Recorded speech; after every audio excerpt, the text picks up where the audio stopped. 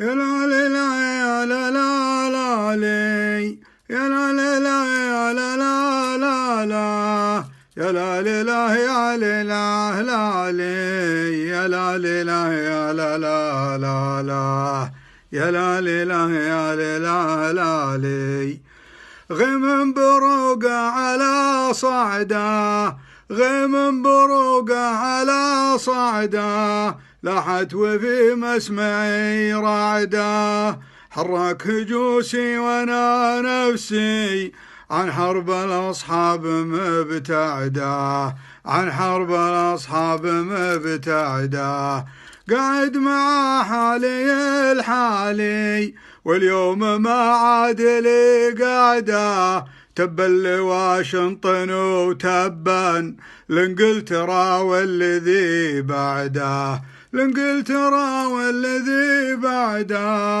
يا اهل اليمن يا عروبتنا عدوانكم جات مرتعده تكاتفوا واحتموا وانتو سعد الذي خالف سعده سعد الذي خالف سعده وجه اليمن شاحب وكناه مسوي انقص المعده وجه اليمن شاحب وكناه مسوي انقص المعده واحنا نحبه لو محرم له وقت ما هو لذو القعده له وقت ما هو لذو القعده الله وعد ينصر عباده الله وعد ينصر عباده والله ما هم مخلف وعده الذل والعار لأمريكا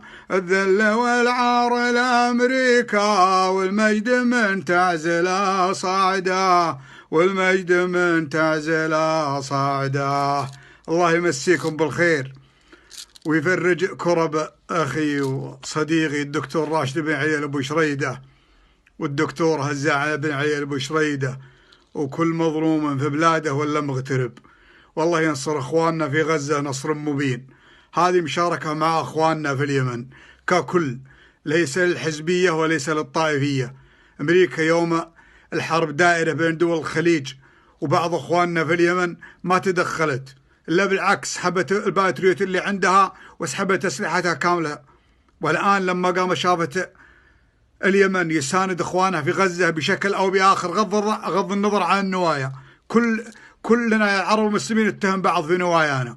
دول الخليج تدعم فلسطين وغزة وتتهم في نواياها، واليمن يدعم فلسطين وغزة ويتهم في نواياه. احنا لنا الظاهر اللي على الطاولة، اللي تحت الطاولة بين العباد وبين الله سبحانه.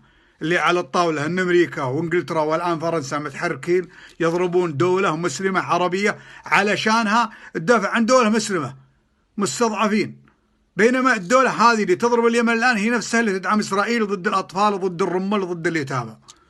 الله يسعد مساكم، فقط حبيت أوضح.